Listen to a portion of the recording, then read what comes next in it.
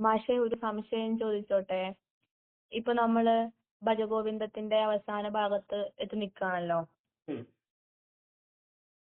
അപ്പോ സാധാരണ നമ്മള് മനസ്സിലാക്കിയത് എന്ന് വെച്ചാല് ഇപ്പം ഭജഗോവിന്ദം എന്ന് പറയുന്ന ഒരു സ്തോത്രകാവ്യം അല്ലെങ്കിൽ ഒരു ഭക്തികാവ്യം എന്നുള്ളത് മാത്രമാണ്. പക്ഷേ മാഷിപ്പോ അത് ഓരോ ശ്ലോകവും വിവരിച്ചിട്ട് അതിന്റെ ആന്തരിക അർത്ഥങ്ങൾ അല്ലെങ്കിൽ ആ സൂക്ഷ്മാർത്ഥങ്ങൾ പറഞ്ഞു തരുമ്പോ എത്രമാത്രം ആചാര്യസ്വാമികള് അദ്വൈതം പറഞ്ഞു വെക്കുന്നുണ്ട്, അല്ലെങ്കിൽ വേദാന്ത ചിന്താ പദ്ധതികൾ എത്രത്തോളം ആഴത്തിൽ വന്നിട്ടുണ്ട് എന്നുള്ളത് നമുക്ക് മനസ്സിലാവുന്നുണ്ട്. അപ്പം അതുപോലെ തന്നെ ഈ ഒരു രീതിയിൽ തന്നെ ഇപ്പോ പഞ്ചമഹാകാവ്യങ്ങൾ പോലെയുള്ളതായ രഘുവംശം, കുമാരസംഭവം പോലെയുള്ള ഗ്രന്ഥങ്ങളിലും ഇതുപോലെ ഒരു സൂക്ഷ്മാർത്ഥത്തെ ഒളിപ്പിച്ചു വെച്ചിട്ടുണ്ടോ എന്നൊരു സംശയമുണ്ട്. അത് സ്വാഭാവികമായിട്ടും നിങ്ങൾ തന്നെ ഒന്ന് ആലോചിച്ച് നോക്കൂ. ഇപ്പൊ ഭജഗോവിന്ദം നമ്മൾ ഏകദേശം തീർന്നു. നിങ്ങൾ തന്നെ ആലോചിച്ച് നോക്കൂ, ഭജഗോവിന്ദം പോലെയുള്ള ഒരു 30-31 ശ്ലോകമുള്ള സ്ഥലത്ത് ഇത്രമാത്രം സൂക്ഷ്മം ഒളിപ്പിച്ചു വെച്ചിട്ടുണ്ടെങ്കിൽ കാളിദാസനൊക്കെ എന്തെങ്കിലും പറയാതെ ഇടുന്നു തോന്നുന്നുണ്ടോ? പക്ഷേ മാഷെ അവിടെ ഒരു സംശയം എന്തായാലും ഇപ്പൊ ആതിര ചേച്ചി പറഞ്ഞത് ശരിയാണ്. ഭജഗോവിന്ദം എന്ന് പറഞ്ഞാൽ സൂക്ഷ്മതലത്തില് അത്രയും വരും. കാരണം പക്ഷെ അത് അദ്വൈതമാണ്, അദ്വൈതത്തിൽ നിൽക്കും. ഭക്തികാവ്യമായിട്ട് പറയുമ്പോഴും അവിടെ അദ്വൈതം എന്ന് പറഞ്ഞത് നിൽക്കുന്നെന്ന് പറയാം. പക്ഷെ മഹാകാവ്യങ്ങളായിട്ട് പറയുന്ന ഇപ്പൊ കുമാരസംഭവം, രഘുവംശം, ചേച്ചി ഇപ്പൊ പറഞ്ഞാൽ അതൊക്കെ പക്ഷെ കാവ്യങ്ങളായിട്ടല്ലേ പറയാ? വിഷയമില്ല എന്നാണോ നിങ്ങൾ ചിന്തിച്ചു വെച്ചിരിക്കുന്നത്? കാവ്യം ശ്രദ്ധിച്ചു നോക്കൂ, മമ്മടെ ഭട്ടന്റെ കാവ്യപ്രകാശത്തിന്റെ കാവ്യലക്ഷണം സാമാന്യമായിട്ടാണോ പറഞ്ഞിരിക്കുന്നത്?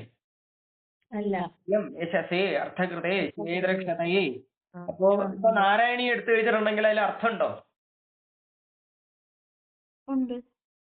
അപ്പോ സൂക്ഷ്മാർത്ഥം ഉണ്ട്. അപ്പോ മഹാകാവ്യത്തിൽ ഇല്ല എന്ന് ചിന്തിക്കാൻ പറ്റുമോ? അങ്ങനെ ചിന്തിക്കാൻ ഇപ്പൊ ഒരു ബുദ്ധിമുട്ടുണ്ട്. അത് എന്തുകൊണ്ടാന്ന് വെച്ചാ നമ്മൾ നമ്മുടെ ഇതൊന്നും ചിന്തിക്കാതെ ഇപ്പൊ മല്യനാഥന്റെയോ അല്ലെങ്കിൽ ഏതെങ്കിലും ഒരു വ്യാഖ്യാനത്തിലൂടെ മാത്രം മനസ്സിലാക്കി പോയതിന്റെ ഒരു കുഴപ്പമാണ്.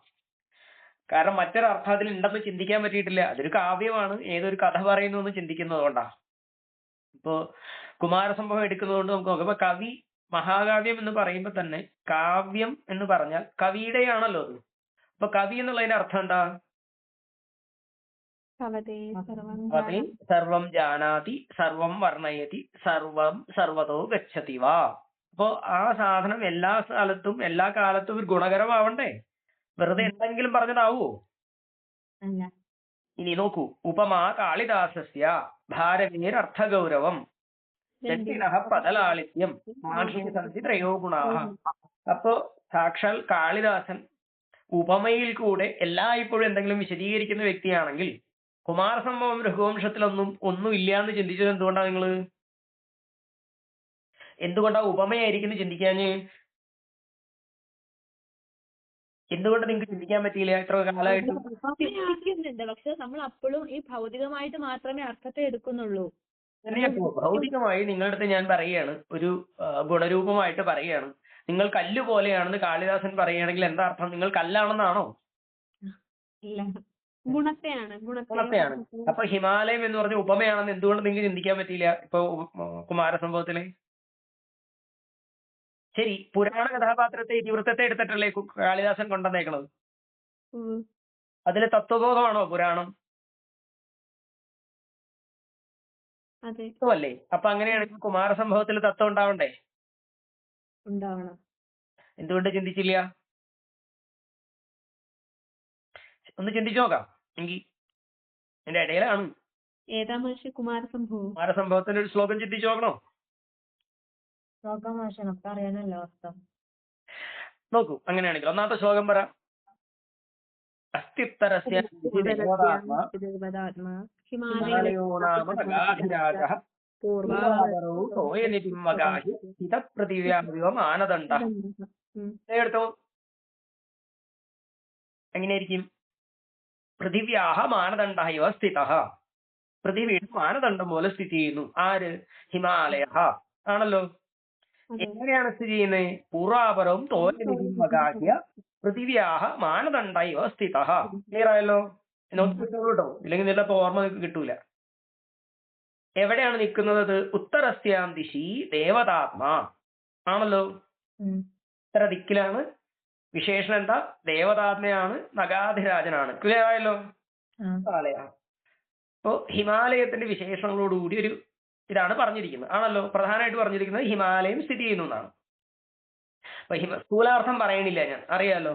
നമ്മളുടെ ആ എന്താ ഈ ഉത്തര ദിക്കില് ഹിമാലയം ദേവന്മാരുടെ ആലയമായിട്ടും പർവ്വതങ്ങളുടെ അധിരാജനായിട്ടും പൂർവ്വ പശ്ചിമ സമുദ്രങ്ങളിൽ വ്യാപിച്ചുകൊണ്ട് സ്ഥിതി ചെയ്യുന്നു എന്നുള്ളതാണ് അതിന്റെ നേരെ മാനദണ്ഡമായിട്ട് സ്ഥിതി ചെയ്യുന്നതാണ് പറഞ്ഞിരിക്കുന്നത്. ഹിമാലയത്തിന്റെ അർത്ഥം നേരെ എടുക്കൂ നിങ്ങൾക്ക്. എന്താ സമാസം പറയുക? എന്താ അർത്ഥം പറഞ്ഞിരിക്കുന്നത്? ഹിമാലയം സസ്യാലയ ഹിമാലയ. എന്താ അർത്ഥം? ഹിമത്തിന്റെ ആലയമായി ആധാരമായി. എന്താ സാധനം? ഹിമം, മഞ്ഞ്. മഞ്ഞ്. അതായത് എന്താ സാമാന്യമായിട്ട് അർത്ഥം പറയുന്നത്? നമ്മൾ സംസ്കൃതത്തില് ഹന്തി ഊഷ്മാണമിതി, എപ്പോഴാണോ ഊഷ്മാവ് കുറയുന്നത് അപ്പോഴാണ് മഞ്ഞുണ്ടാകുന്നത് ആണല്ലോ. ഊഷ്മാവിനെ നശിപ്പിക്കുന്നതാണ് മഞ്ഞ്. ഈ മഞ്ഞിന്റെ ഒരു പ്രത്യേകത ശ്രദ്ധിച്ചോളണം. എപ്പോഴും ഉദാഹരണം എടുക്കുമ്പോൾ, നമ്മൾ ഉപമ എടുക്കുമ്പോൾ എപ്പോഴും അതിനെ വെച്ചുകൊണ്ട് മറ്റൊന്നിനെ ഉപമിക്കുകയാണ്. ഇപ്പൊ ഹിമാലയത്തിന്റെ ഗുണമായിരിക്കും നമ്മളിലേക്ക് എടുക്കേണ്ടത് ആണല്ലോ. തത്വം എടുക്കുന്നത് നമ്മളിലാണല്ലോ, സ്വാഭാവികം. നമ്മൾ എപ്പോഴും ഭജഗോവിന്ദം എടുത്തപ്പോഴും നമ്മൾ ബ്രഹ്മാണ്ട പിണ്ടാണ്ടങ്ങളെ യോജിപ്പിച്ച അർത്ഥം എടുത്ത് ആണല്ലോ. പിണ്ടാണ്ടം ശരീരമാണ്. അപ്പൊ ഹിമാലയത്തിന്റെ ഒരു ഗുണത്തെ നമ്മളിലേക്കായിരിക്കും കാളിദാസൻ ഉപമിച്ചിട്ടുണ്ടാവുക ആണല്ലോ, സംശയമില്ല. അപ്പൊ ഹിമാലയത്തിന്റെ ഗുണം പറയൂ. ഹിമം എന്ന് പറഞ്ഞാൽ എന്താ ഗുണം? ഹിമാലയത്തിന്റെ പ്രത്യേകത എന്താ സാധാരണയായിട്ട്?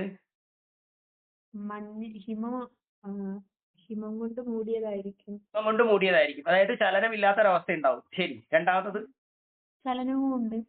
അവിടെ നിന്നാണ് എല്ലാ നദികളും ഉദ്ഭവിക്കുന്നത് ആണല്ലോ. ഒരേ സമയം രണ്ട് ഗുണം അവിടെ ഉണ്ട്. എന്തൊക്കെയായിരിക്കും? ചൂട് തട്ടിയാൽ എന്ത് സംഭവിക്കും? ചലനം സംഭവിക്കും. ചൂടില്ലാതെ വന്നാൽ നിശ്ചലമാവും. അപ്പൊ ഈ രണ്ട് പ്രധാന ഗുണത്തെയാണ് കാളിദാസൻ എടുത്തിട്ടുണ്ടാവുക ഹിമാലയത്തിന്റെ, അല്ലേ? ശരീരത്തിലേക്ക് എടുക്കും. എന്താണോ ചൂട് തട്ടിയാൽ ചലനത്തിന് കാരണമായിട്ടിരിക്കുന്നതും അതോടൊപ്പം തന്നെ ചൂടില്ലാതെ ആയാൽ തണുത്തുറഞ്ഞ് ചലനത്തിന് അവസാനമാവുന്നതും ശരീരത്തിൽ എന്തായിരിക്കും? ആലയമായിട്ടിരിക്കുന്നത് എന്തായിരിക്കും? പ്രാണന്റെ ചലനമാണ്. ശരി. പ്രാണൻ ജലത്തിന്റെ കൂടെയാണ് ചലിക്കുന്നത്. എന്ത് നിശ്ചലമാകുമ്പോഴാണ് ഇത് ചലനം നിൽക്കുക? ഹൃദയം. ഒന്നിനെ സങ്കല്പിച്ച് നോക്കൂ. ഹൃദയത്തിന്റെ പ്രത്യേകത എന്തായിരിക്കും? പൈത്തിക അഗ്നിയായിരിക്കുന്ന ഉദരത്തിലെ അഗ്നി ചലിച്ചാൽ, ഊർധ്വഗതിയിൽ സഞ്ചരിച്ചാൽ എന്ത് സംഭവിക്കും? അതിന്റെ ചൂട് കൊണ്ട് ഹൃദയം ചലിച്ച് അതിൽ നിന്ന് രക്തം ഒഴുകിക്കൊണ്ടേയിരിക്കും. എപ്പോഴാണോ മരണം സംഭവിക്കുന്നത് പൈത്തികാഗ്നി നിൽക്കും. പൈത്തികാഗ്നി നിന്നാൽ എന്ത് സംഭവിക്കും? ഹൃദയത്തിന്റെ ചലനം നിൽക്കും, രക്തസംക്രമണം നിൽക്കും. ശരിയല്ലേ? അപ്പോ ആചാര്യൻ എന്തിനായിരിക്കും ഉപമിച്ചിട്ടുണ്ടാവുക? സൂര്യൻ ഉദിച്ചാൽ സൂര്യന്റെ ചൂട് കൊണ്ട് അവിടെ നിന്ന് കൂടുതലായിട്ട് ഒഴുകിയാൽ വന്നാൽ അവിടെ ചലനം കൊണ്ട് ഹിമാലയത്തിൽ നിന്ന് അതി ഒഴുകും, ജീവൻ തുടങ്ങി. നേരെ വിപരീതമായിട്ട് തണുത്തുറഞ്ഞാൽ അവിടെ മരണം. ശരിയല്ലേ? ഉപമ ഏതെടുത്തിരിക്കുന്നത്? ഹിമാലയത്തിന്റെ അതേ ഗുണം ശരീരത്തിലേക്ക് എടുത്തു. ക്ലിയർ ആയല്ലോ? ഇനി അതേ വിശേഷം തന്നെ ശരീരത്തിലേക്ക് കൊണ്ടുവരാമല്ലോ, ചിന്തിക്കണ്ടല്ലോ. പുറത്തുള്ള അതേ വിശേഷമാണ്. ഹിമാലയത്തിന്റെ വിശേഷം പറഞ്ഞത് ദേവതാത്മ. എന്താ ദേവതാത്മ? ദേവതകളുടെ ആത്മാവായിട്ടാണ്. അതായത് ഇന്ദ്രാദി ദേവകളുടെ എല്ലാം വാസസ്ഥാനമാണ് ഹിമാലയം ആണല്ലോ. ശരീരത്തിലേക്ക് എടുക്കും. നമ്മൾ ഭജഗോവിന്ദത്തിൽ പഠിച്ച ദിവതോതനെ എന്ന് പറഞ്ഞാൽ ഇന്ദ്രിയങ്ങളാണ്, ദ്യോതിപ്പിക്കുന്നവരാണ് ഇന്ദ്രിയങ്ങൾ ആണല്ലോ. ആധാരമായിട്ടിരിക്കുന്നത് എന്തോ അതായിരിക്കണം ആത്മാവ്. എന്താ ആത്മാവിന് അർത്ഥം? എല്ലായ്പ്പോഴും കൂടെ സഞ്ചരിക്കുന്നതാണ്. ഇന്ദ്രിയങ്ങളുടെ കൂടെ എന്തുകൊണ്ടായിരിക്കും ഹൃദയത്തിന് കൂടെ സഞ്ചരിക്കുന്നത് പറയണത്? ഹൃദയത്തിന്റെ വിഷയം സ്വീകരിക്കുന്നത് ഹൃദയമാണ്. ആ വിഷയത്തിന്റെ ചലനം ഇന്ദ്രിയങ്ങളിലൂടെയാണ് ആണല്ലോ. പക്ഷെ ഇവിടെ കൂടെ സഞ്ചരിക്കുന്നത് എന്ന് പറഞ്ഞത് ആത്മാവിനെയാണോ? അങ്ങനെ മാത്രമല്ല. ഇപ്പോ നമ്മൾ ആത്മാവ് എന്ന് പറഞ്ഞിട്ടുണ്ടെങ്കിൽ നീ എന്റെ ആത്മാവെന്ന് പറഞ്ഞിട്ടുണ്ടെങ്കിൽ എന്റെ ആത്മാവായതുകൊണ്ടാണോ? നമ്മൾ സാധാരണയായിട്ട് പറയില്ലേ നീ എന്റെ ആത്മാവാണ്, എന്തായിരിക്കും അർത്ഥം? നീ എന്റെ കൂടെ എല്ലായ്പ്പോഴും സഞ്ചരിക്കുന്നതുകൊണ്ടാണ്, അല്ലേ? അതെ, അങ്ങനെയല്ലേ? അപ്പൊ ആ അർത്ഥം എന്തായിട്ട് ഇട്ടുണ്ടാവുക? എല്ലായ്പ്പോഴും എന്റെ കൂടെ ഏതവസരത്തിലും സഞ്ചരിക്കുന്നത് കൊണ്ടാണ് ആണല്ലോ. ദേഹവും ദേഹിയും രണ്ടല്ലാത്ത രീതിയിൽ നിലനിൽക്കുന്നത് കൊണ്ടിട്ടാണ്. അപ്പൊ ദേവതാത്മ എന്ന് പറഞ്ഞ എന്താ അർത്ഥം?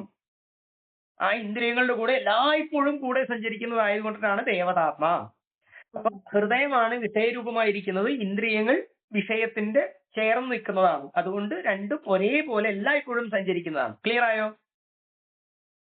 അപ്പൊ അവിടെ ദേവന്മാരുടെ ആസ്ഥാനമാണ്, ആലയമായിട്ടിരിക്കുകയാണെങ്കിൽ ഇവിടെ അതേ ഇന്ദ്രിയങ്ങളുടെ ആധാരമായിട്ട് ഇരിക്കുന്നത് ആരാ?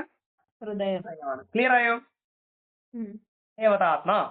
കൃത്യല്ലേ? അടുത്ത ഉദാഹരണം എന്താ? നഗാധിരാജ. എന്തായിരിക്കും നഗാധിരാജന്റെ അർത്ഥം?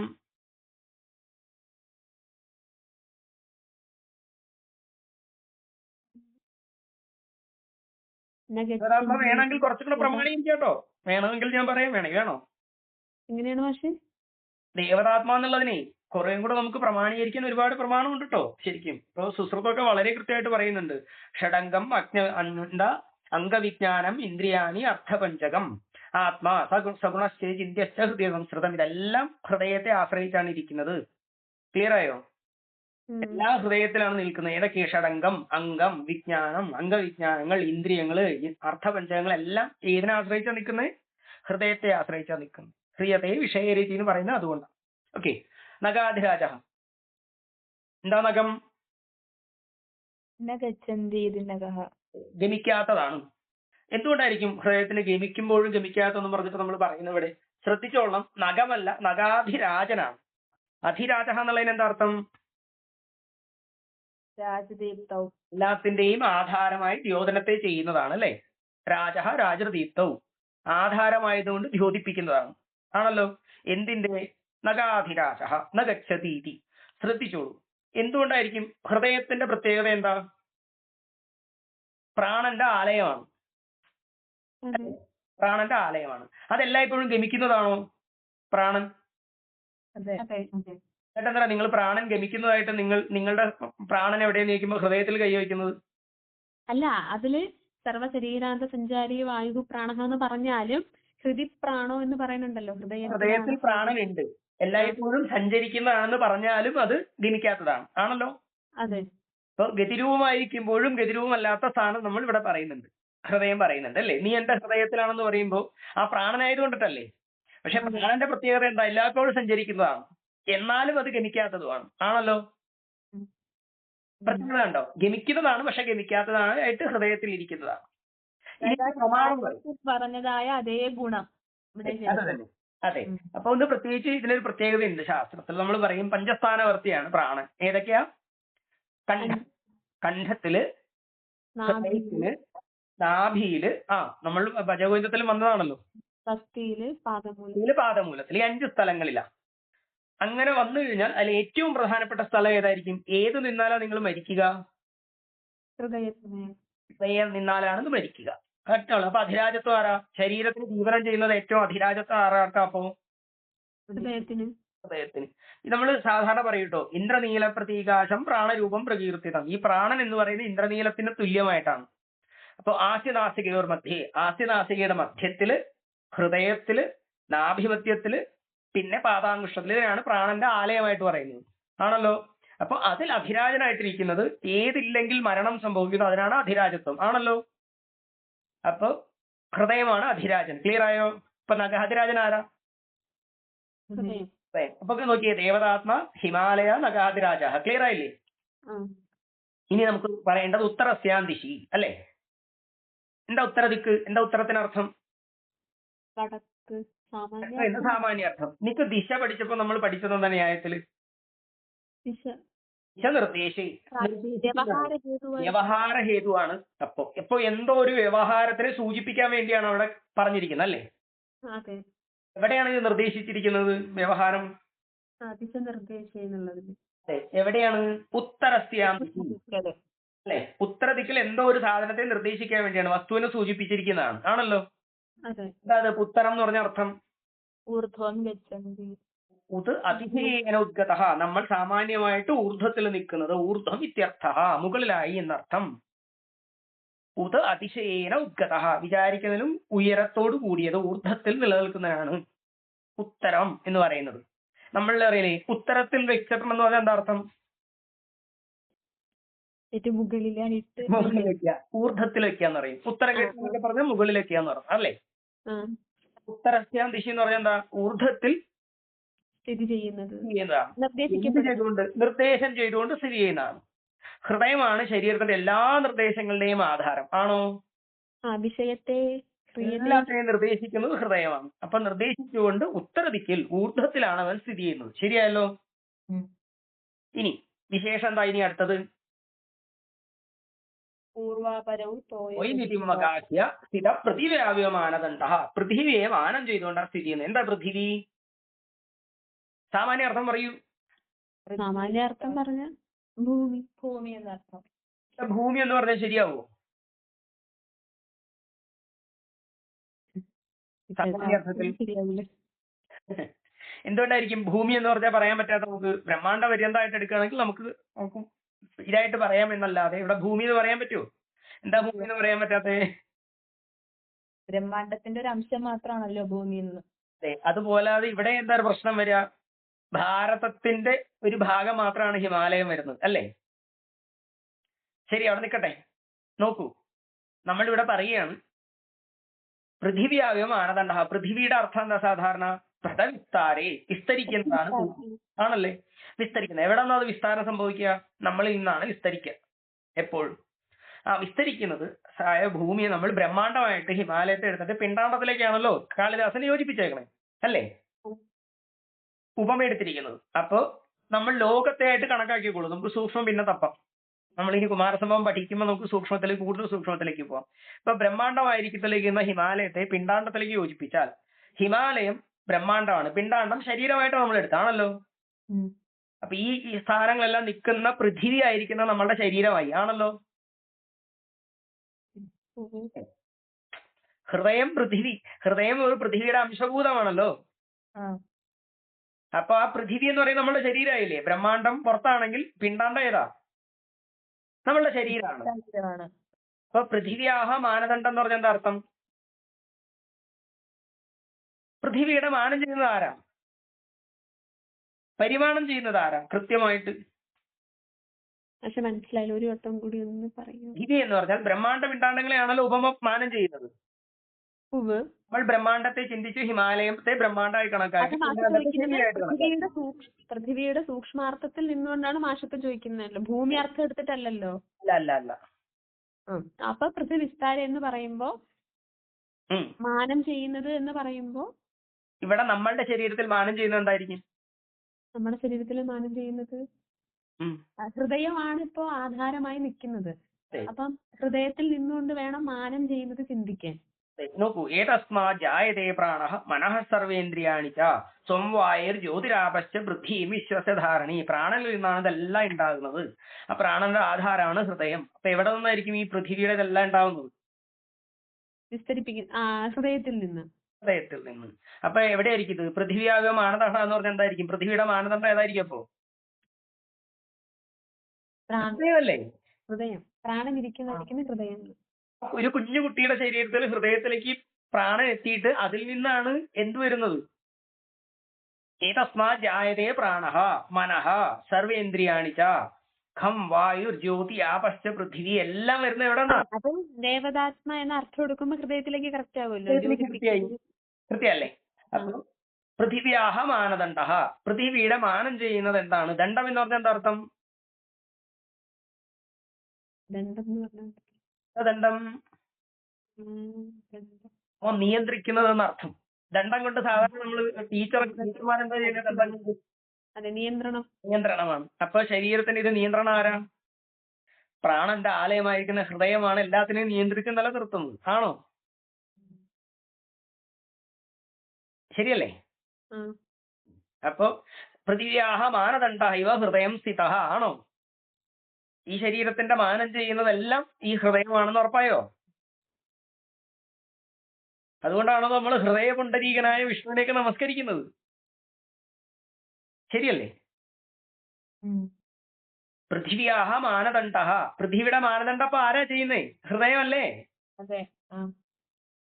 ആയോ? പക്ഷെ അപ്പൊ ഇവിടെ പൃഥ്വി എന്ന് പറയുമ്പോൾ നമ്മൾ അർത്ഥം എടുക്കേണ്ടത് ഭൂമി എന്നുള്ള അർത്ഥം.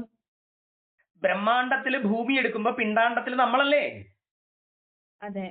അപ്പൊ പിണ്ടാണ്ടമായിരിക്കുന്ന എന്റെ ശരീരത്തിലാണ് ഇതെല്ലാം നിൽക്കുന്നത്. അപ്പൊ പിണ്ടാണ്ടമായി ശരീരത്തിനെ മാനം ചെയ്ത് സ്ഥിതി ചെയ്യുന്നത് ആരാ?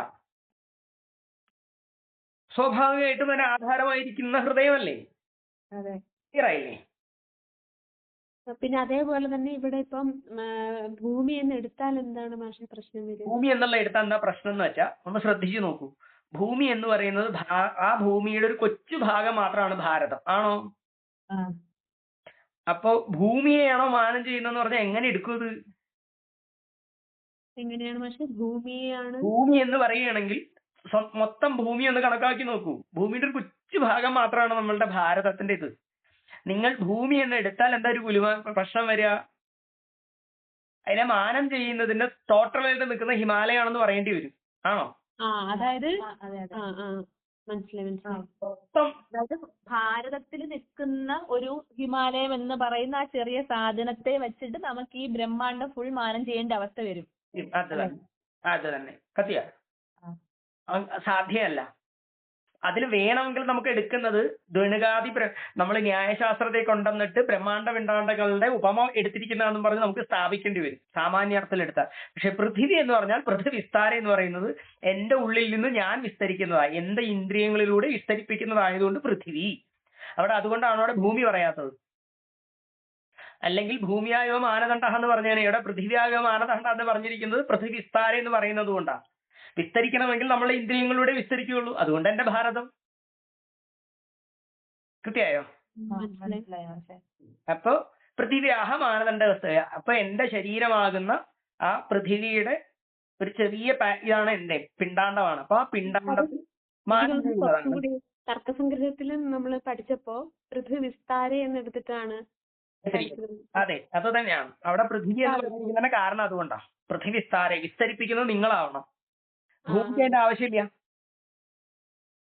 ശരീരേന്ദ്രിയ വിഷയഭേദത്തിൽ പറയുമ്പോ ശരീരം പറയുന്നത് അങ്ങനെ തന്നെയാണ്. സാവയവ ദേഹരൂപ യോനിജാതി ഇന്ദ്രിയാത്മിക ഘ്രാണരൂപ വിഷയാത്മിക ദ്വണുകാതി ബ്രഹ്മാണ്ഡ പര്യന്ത എന്ന് ന്യായം പറയുന്നത് അതുകൊണ്ടാണ്. ശരീരമസ്മദാധീനം. അപ്പൊ നമ്മളുടെ ശരീരത്തെ കണക്കാക്കിക്കൊണ്ടാണ് ഇങ്ങനെ ചിന്തിക്കുന്നത്. അപ്പൊ ഇവിടെ ശരീരമാണ് പൃഥിവി. അതിൽ മാനം ചെയ്യുന്നത് ഈ ഹൃദയമാകുന്ന സാധനമാണ്. ഹൃദയത്തിൽ നിന്നാണ് ഇതെല്ലാം വിസ്തരിക്കുന്നത്. അതുകൊണ്ടാണ് സകലതുണ്ടാകുന്നത് പ്രാണനിൽ നിന്നായതുകൊണ്ട് പ്രാണന്റെ ആലയമാണ് ഹൃദയം.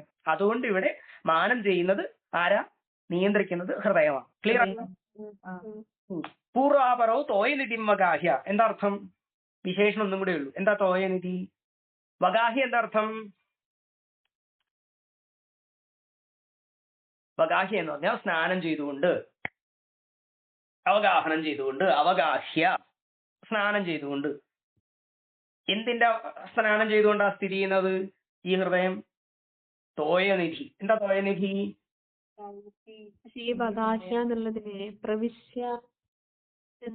എന്ന് പറയില്ല, അവഗാഹനം എന്നാണ് അർത്ഥം. വഗാഹനം എന്ന് പറഞ്ഞാൽ എല്ലാം ഇപ്പോഴും മുങ്ങിക്കുളിക്കുക, സ്നാനം ചെയ്യാന്നൊക്കെയാണ് അർത്ഥം. വഗാഹം വാ എന്ന ഉത്തരത്തോടുകൂടി ഗാഹു ധാതുവാണ്.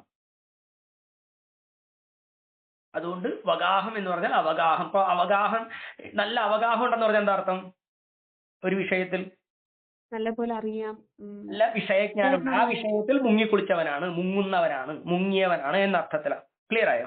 ഓക്കെ. അപ്പൊ ഇവിടെ തോയനിധി വഗാഹ്യ എന്ന് പറയുമ്പോ തോയനിധി എന്താ അർത്ഥം? തോയനിധി എന്താ അർത്ഥം? നിധി. എന്താ നിധി? നിധീയത്തെ ഇതി, നിധീയത്തെ അസ്മിന്നിതി, നിധി. എന്താ ഈ തോയത്തിന്റെ അർത്ഥം? എന്താ തൗതി? വർദ്ധനേ വർഷസു തവേ പൂർത്തേ യാതി യാസാ തോയം. വർദ്ധിക്ക് കാരണമായിരിക്കില്ലെങ്കിൽ വൃദ്ധിയുടെ പൂർത്തിയെ ചെയ്യുന്നത് എന്തോ അതാണ് തോയം. നമ്മൾ കുടിക്കുന്ന ആ ജലമാണ് നിങ്ങളുടെ വൃദ്ധിക്ക് കാരണമായിട്ടിരിക്കുന്നത്, ആണോ? നിങ്ങൾ വെള്ളം കുടിക്കില്ലെങ്കിൽ എന്താ സംഭവിക്കുക? വൃദ്ധി ഉണ്ടാവാതെയാവും, നിങ്ങളുടെ വർധന സാധിക്കില്ല. അതുകൊണ്ടാണ് ജലത്തിന് തോയം എന്ന് പറയുന്നത്. വൃദ്ധി എന്ന് പറയുന്ന നിങ്ങളുടെ സൃഷ്ടിയുടെ വർധനയ്ക്ക് കാരണമായിരിക്കുന്നതുകൊണ്ടാണ് ജലത്തിന് തോയം എന്ന അർത്ഥം പറയുന്നത്. തോയം, ആ തോയം നിധീയതേ അസ്മിന്നിധി. ആ ജലം ഇരിക്കുന്നത് എവിടെയാണോ അവിടെയാണ് പറയുന്നത്. ഇനി പറയൂ, ശരീരത്തിൽ രക്തമായിട്ട് എടുത്തു കഴിഞ്ഞാൽ വർധനയ്ക്ക്, നിങ്ങളുടെ നിത്യവർധനയ്ക്ക് കാരണമായിരിക്കുന്നത് രക്തമാണ്, ആണല്ലോ? അതെ. അന്നത്തിൽ നിന്ന് രസം, രക്തം, രക്തത്തിൽ നിന്ന് വർധന വരുന്നതാണല്ലോ സപ്തധാതുക്കളിലേക്ക്. അപ്പൊ ആ രക്തം നിധി ചെയ്യുന്നത് എവിടെയാ, സ്ഥിതി ചെയ്യുന്നത് എവിടെയാ കൂടുതൽ? ഹൃദയത്തിലാ. ഹൃദയത്തില്. തോയം നിധീയത്തെ തവൈ പൂർത്തേ യാതി സാ തോയഃ. തോയം നിധീയത്തെ അസ്മിന്നിതി തോയനിധി. ക്ലിയർ ആയോ? അപ്പൊ വർധനയ്ക്ക് കാരണമായിരിക്കുന്ന ആ രക്തം സ്ഥിതി ചെയ്യുന്നത് എവിടെയാണോ അതാണ് തോയനിധി. രക്തം സ്ഥിതി ചെയ്യുന്നത് എവിടെയാ? ഹൃദയത്തില്. ഇനി എല്ലാ അർത്ഥങ്ങളും ചിന്തിച്ചു നോക്കി. പൂർവാപരോ തോയനിധി, ഇടത്തുനിന്നും വലത്തേക്കാണ് ഒഴുകിക്കൊണ്ടിരിക്കുന്നത്. കണ്ടോ സംക്രമണം? ശരിയല്ലേ? പൂർവാപരവും, പൂർവത്തിന്റെയും അപരത്തിന്റെയും, ഹൃദയത്തിന്റെ 2 ഭാഗങ്ങളാ. കണ്ടോ? അപ്പൊ ഇനി ഒന്ന് കംപ്ലീറ്റ് ഒന്ന് ചിന്തിച്ചേ. ഉത്തരസ്യാം ദിശി ദേവതാത്മാ വകാഹനം ചെയ്തുകൊണ്ട് അതിൽ മുങ്ങിയായിരിക്കുന്നത്. ഹൃദയം രക്തത്തിൽ മുങ്ങിയാണ് ഇരിക്കുന്നത്. അതുകൊണ്ടിട്ടാണ് പറയുന്നത്. ഇനി ഒന്ന് ചിന്തിച്ചു നോക്കി. അസ്ത്യുത്തരസ്യാം ദിശി ദേവതാത്മാ ഹിമാലയോ നാമ നഗാധി പൂർവാപരോ തോയനിധിമകാഹ്യ സ്ഥിതപ്രതിനായമാനദണ്ഡ. കണ്ടോ? അപ്പൊ കുമാര സംഭവം എന്ന് പറയുന്നതിന്റെ അർത്ഥം മനസ്സിലാക്കിയാൽ ഇനി ഇതിൽ നിങ്ങൾക്ക് എളുപ്പമാവും. എന്താ ഈ കുമാരൻ?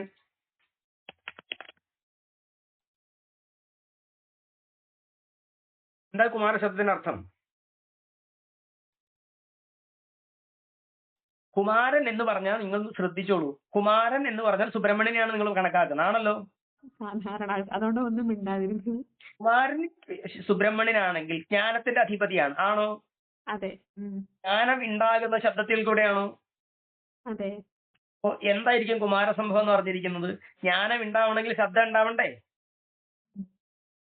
അപ്പൊ എന്തായിരിക്കും അതിൽ കൂടെ പറഞ്ഞു വെച്ചിട്ടുണ്ടാവുക? ശബ്ദത്തിന്റെ പ്രതിപാദനാണ്. ശബ്ദം എങ്ങനെയാണ് ശരീരത്തിൽ ഉണ്ടാവുന്നത്, അതിലൂടെ അർത്ഥജ്ഞാനങ്ങൾ എങ്ങനെ ഉണ്ടാവുന്നു പ്രതിപാദിക്കുന്ന ഗ്രന്ഥങ്ങളിൽ ഒന്നാണ് കുമാരസംഭവം. അതിന്റെ ആദ്യം തുടങ്ങുന്നത് ഹൃദയമാണ്. കുമാര ശബ്ദത്തെ നമ്മൾ എങ്ങനെയാ എടുക്കണ്ടേ? ശരിക്കും എന്തായിരിക്കും അർത്ഥം? നിങ്ങൾക്ക് കുറച്ചെങ്കിലും പഠിക്കണ്ടേ? എന്തായിരിക്കും കുമാരൻ? കുമാര ശബ്ദത്തിന് കേളി എന്നും കിരീട എന്നും എന്നൊക്കെ അർത്ഥം പറയാ. എന്തുകൊണ്ടായിരിക്കും?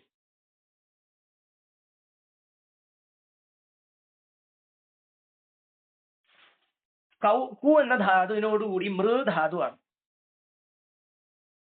എന്തായിരിക്കും? ഇല്ലെങ്കിൽ കുമാര ശബ്ദത്തിന് ക്രീഡനെ. എന്താ അർത്ഥം ക്രീഡ?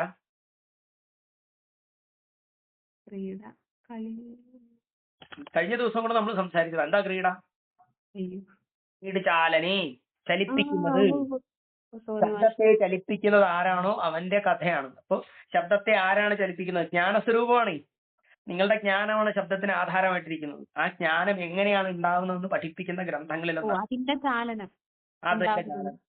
നിങ്ങൾ നോക്കൂ, ആത്മജന്യ എന്നാണ് പറയുന്നത്. ആത്മജന്യ ഭവേദിച്ച ജ്ഞാനാധികരണം ആത്മാ. ആ ജ്ഞാനമാണ് നിങ്ങളുടെ ചലനത്തിന് കാരണമായിട്ടിരിക്കുന്നത്. അതെങ്ങനെ ഉണ്ടാവുന്നു, എവിടെ നിന്നാണ് സൃഷ്ടി വരുന്നതെന്ന് പഠിപ്പിക്കുന്ന ഗ്രന്ഥങ്ങളിലൊന്നാണ് കുമാരസംഭവം. ഒന്നാമത്തെ ശ്ലോകം ഇങ്ങനെയാണ്. അങ്ങനെയാണെങ്കിൽ ബാക്കിയുള്ളൊന്ന് ചിന്തിച്ചു നോക്കൂ. ഇനി പറയൂ, അർത്ഥമുണ്ടോ മഹാകാവ്യങ്ങളിൽ? അപ്പോ മുഴുവനായിട്ട് അതിന്റെ അർത്ഥം പറയുമ്പോ മുഴുവനായിട്ട് അതിന്റെ അർത്ഥം നോക്കൂ. അടുത്ത ഇതിൽ പറയുമ്പോ കൈലാസെന്നോ ഇതൊക്കെ പറയുമ്പോ ഉണ്ടാകുന്ന പ്രശ്നം നിങ്ങൾക്ക് മനസ്സിലാക്കാം. കൈലാസം എന്ന് പറഞ്ഞാൽ അവിടെ മാത്രമല്ല. കേ ശിരസിൽ ലാസം ലാസ്യം കരോതീതി കൈലാസ. യാതൊരു ഇതാണ് ഇവിടെ ലാസനം ചെയ്യുന്നത്, ചാലനം ചെയ്യപ്പെടുന്നത്, അതാണ് കൈലാസം. ശിരസിലാണ്. ഇവിടെ നമ്മൾ അവസാനത്തിലെ സ്ഥിത പ്രതിജ്ഞ ഇവമാനദണ്ഡ എന്നുണ്ടല്ലോ. സ്ഥിതഃ. അതായത് സ്ഥിതഃ ഇത്യസ്യ കിമർത്ഥഃ? നിവൃത്തിയോടുകൂടി നിൽക്കുന്നു. എങ്ങനെ? ഊർധ്വസ്ഥിതയാ ദണ്ഡായമാനഃ. ഊർധ്വത്തിൽ ദണ്ഡായമാനഃ ദമനം ചെയ്തുകൊണ്ട് സ്ഥിതി ചെയ്യുന്നു. സ്ഥിതഃ എന്ന ശബ്ദത്തിന് തന്നെ അങ്ങനെ അർത്ഥമുണ്ട്. അല്ല, ഇവിടെ ഹൃദയം ആണ് നമ്മൾ എടുത്തു. അപ്പൊ ഇവിടെ പൃഥ്വിയുടെ മാനം ആ സൂക്ഷ്മാർത്ഥത്തെ ഒന്നും കൂടി ഇതാക്കി തരൂ. വിസ്താരാർത്ഥത്തിൽ എടുത്തിട്ട് പൃഥ്വി പൃഥ്വിയുടെ പൃഥ്വി എന്ന് പറഞ്ഞാൽ നമ്മുടെ ശരീരം. ആ ശരീരത്തെ മാനം ചെയ്തുകൊണ്ട് പ്രാണന്റെ ആലയമായിരിക്കുന്ന ഹൃദയം സ്ഥിതി ചെയ്യുന്നു. വിഷയത്തിന്റെ ആലയം അതാണ്. അത് തന്നെയാണ് നമ്മളുടെ ഇന്ദ്രിയങ്ങളുടെ എല്ലാത്തിന്റെയും ആധാരമായിട്ടിരിക്കുന്നത്. ക്ലിയർ ആയോ? അത് തന്നെയാണ് എന്ത് ചെയ്യുന്നത്? നഗാധിരാജനായിട്ടിരിക്കുന്നത്, പ്രാണന്റെ ആലയമായിട്ടിരിക്കുന്നത്. ക്ലിയർ ആയോ? അത് ഹിമാലയത്തിന് പറഞ്ഞ 3 ഗുണങ്ങൾ. ഒന്ന് ചലനം, ചലനത്തോട് കൂടിയിരിക്കുന്നത് ചലനത്തിന് കാരണമായിട്ടിരിക്കുന്നത് ചലനത്തിന് കാരണമായിട്ടിരിക്കുന്നത് ഇന്ദ്രിയങ്ങളുടെ ആധാരമായിട്ടിരിക്കുന്നത്. അതുപോലെ തന്നെ ഇടതും വലതും ഈ പറഞ്ഞതുപോലെ സമുദ്രത്തിന് ഈക്വലായിട്ട് രക്തത്തിന് ആധാരമായിട്ടിരിക്കുന്നതാണ്. അത് ഹൃദയത്തിലേക്ക് എടുക്കുമ്പോൾ രക്തമാകുന്ന സമുദ്രത്തിൽ മുങ്ങിയിരിക്കുന്നതായ ഹൃദയം. അത് തന്നെയാണ്, ആ ഹൃദയം തന്നെയാണ് നമ്മുടെ പൂർണ്ണമായ ശരീരത്തിനെ മാനം ചെയ്ത് മുമ്പിലേക്ക് നയിക്കുന്നതും വിസ്തരിപ്പിക്കുന്നതും അത് തന്നെയാണ്. ഹൃദയത്തിന് നമ്മൾ പ്രാണശബ്ദത്തിൽ പറയുന്നത് ഏതസ്മാ ജായതേ പ്രാണഃ മനഃ സർവേന്ദ്രിയാണിച്ച എന്ന് പറയുന്നതിന്റെ കാരണം ഇവിടെ നിന്നാണ് എല്ലാത്തിന്റെ ആധാരം നിലനിൽക്കുന്നത്. ഈ പ്രാണനിൽ കൂടെയാണ് എല്ലാം നടക്കുന്നത്. അതിന്റെ ആധാരമാണ്. ശരിയല്ലേ? നഗാധിരാജനല്ലേ? ആ പ്രാണന്റെ ആലയമാണ്. അതുകൊണ്ടട്ടാ, അതായത് എല്ലാത്തിനെയും സൃഷ്ടിക്കുന്നതായ പ്രാണന്റെ അധിരാജത്വം അവനാണ്. അതുകൊണ്ടിട്ട് ഹൃദയം, അങ്ങനെയുള്ള ഹൃദയത്തെ കുറിച്ചാണ് പറയുന്നത്. അങ്ങനെയുള്ള ഹൃദയം ഉണ്ടായിരുന്നു, അതായത് ശരീരത്തിൽ ഉണ്ടായിരുന്നു. ഇനി അടുത്തത് വരുന്നത് അവിടെ ഹിമാലയം എന്ന് പറയുന്ന ആ പദം ഉപയോഗിച്ചാൽ മാത്രമാണ് ഈ ഹൃദയത്തിന് കിട്ടുന്നതായ ഗുണങ്ങളൊക്കെ കിട്ടത്തുള്ളൂ. അതുകൊണ്ടാണ് ശ്രദ്ധിച്ചോളൂ, ആചാര്യൻ കൃത്യമായിട്ട് പറഞ്ഞിരിക്കുന്നത് ഹിമാലയോ നാമ നഗാധിരാജ. അവിടെ സ്ട്രെസ് കൊടുത്തിരിക്കുന്നത് ആ ഹിമാലയ ശബ്ദത്തിനാ. ബാക്കിയുള്ളതെല്ലാം വിശേഷണമാണ്. അല്ല മാഷി, ഇവിടെ വേറൊരു എന്തെന്ന് പറഞ്ഞാലേ, ഇവിടെ അസ്ഥി എന്നാ പറയുന്നത്, ഉണ്ടായിരുന്നു എന്നല്ല, ഉണ്ട് എന്നാ പറയുന്നേ. അതെ, അസ്ഥി എന്തോ ഇങ്ങോട്ട് പറയുന്നതിന്റെ കാരണം അതുകൊണ്ടാ. ഇപ്പൊ ഉണ്ട്, നമ്മുടെ അസ്ഥി ശബ്ദം പ്രയോഗിക്കുന്നത് എങ്ങനെയല്ലേ? അസ്ഥി സന്ധി എന്നല്ലേ ഇപ്പോഴും നിലനിൽക്കുന്നുണ്ട്. അങ്ങനെ ഉണ്ടെങ്കിൽ മാത്രമേ വിസ്തരിപ്പിക്കാൻ പറ്റുള്ളൂ. ഇനി പറയൂ, നിങ്ങളൊന്ന് ചിന്തിച്ചു നോക്കൂ, കുമാരസംഭവത്തിൽ ഭജഗോവിന്ദത്തെക്കാട്ടിലും കുറവാണോ കൂടുതലാണോ? കൂടുതലാണ്.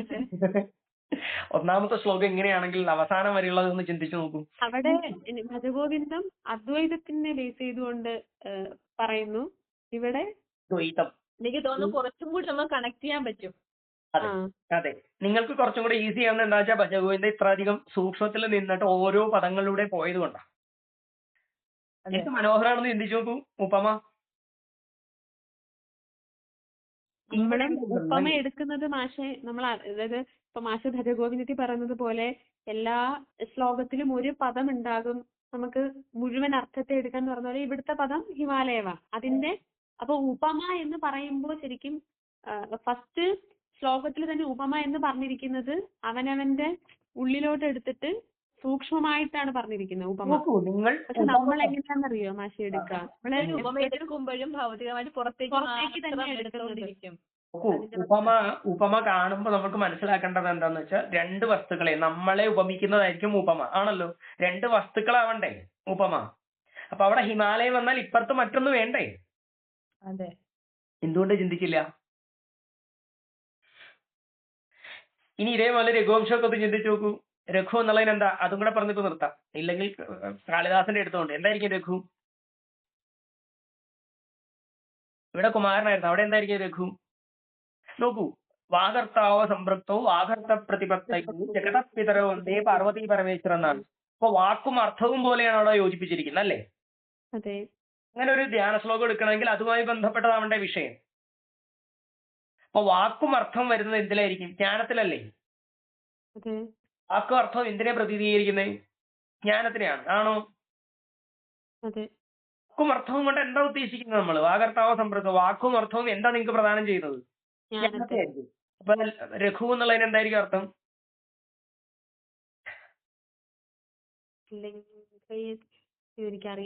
ജ്ഞാനസീമാം പ്രാപ്നോതീതി രഘുഹു. ജ്ഞാനത്തിന്റെ സീമയെ പ്രാപിച്ചത് അവരെയാണ് രഘു എന്ന് പറയുന്നത്. ഒന്ന് ആലോചിച്ച് നോക്കൂ. ശ്രീരാമചന്ദ്രന്റെ ആണ്, പക്ഷെ ശ്രീരാമചന്ദ്രന്റെ കഥയിലൂടെ ഇതിവൃത്തം എന്തായിരിക്കും? ഇതായിരിക്കും. പക്ഷെ അർത്ഥം എന്തായിരിക്കും യോജിപ്പിച്ചിട്ടുണ്ടാവുക? ജ്ഞാനസീമ, ജ്ഞാനത്തിന്റെ പ്രതിപത്തി എങ്ങനെയാണ് വാക്കുമർത്ഥം ഉണ്ടാവുന്നതെന്ന് പഠിപ്പിക്കുന്നതാണ് രഘുവംശം. എങ്ങനെയുണ്ട്? ക്ലിയർ ആയോ? ഇനി എന്തെങ്കിലും ഉണ്ടെങ്കിൽ സംശയം ഉണ്ടെങ്കിൽ ചോദിച്ചോളൂ. എന്തായാലും ഇന്നത്തെ ഇനി ക്ലാസ് വേറെ എന്തെങ്കിലും ആവാം. കഴിഞ്ഞില്ലേ? ഏതായാലും ഇനിയിപ്പോ ബാക്കി എടുക്കാനുള്ള സമയമില്ല. വേറെ എന്തെങ്കിലും ഇല്ലല്ലോ? ഇല്ല. ചോദിക്കാം. സംശയം തീർന്നില്ലേ? സംശയം കഴിഞ്ഞെങ്കിൽ സംശയം. ആ ഇപ്പൊ നിർത്തല്ലേ? ഏതായാലും ഇന്നത്തെ ക്ലാസ്സിൽ ഒരു വേറൊരു വിഷയമായിരുന്നു മാത്രമേ ഉള്ളൂ. അടുത്ത പ്രാവശ്യം നോക്കാം ഏതായാലും അങ്ങനെയാണെങ്കിൽ.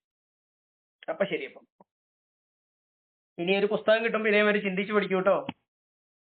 ശരി മാഷെ. അപ്പൊ ശരി, ഓക്കെ.